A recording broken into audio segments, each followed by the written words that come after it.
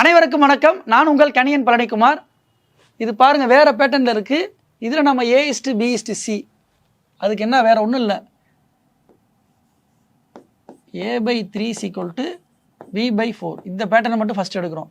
அப்போ A/B cross multiple தான். இங்கே 3 போயிருமா, 3/4. இதுக்கு கீழே இருக்கிறதே அப்படியே போட்டலாம், இருந்தாலும் நம்ம பார்ப்போம். அப்போ A:B = 3:4. B:C இதே பேட்டர்னில் B/4 = C/5. B/C = 4/5. அப்போ B:C எவ்வளவு? 4:5 இந்த பேட்டர்ன். இப்போ நம்ம பிடிச்சிட்டோம் பாயிண்ட்டை. A:B:C இதுதான் தேவை. A:B என்னது? 3, 4. B:C 4:5. ஏற்கனவே சொன்னதான்ப்பா. 4 போட்டுக்கோங்க. இங்கே இருக்கிற 4 இங்கிட்டு போட்டுக்கோங்க. 20, 16, 12.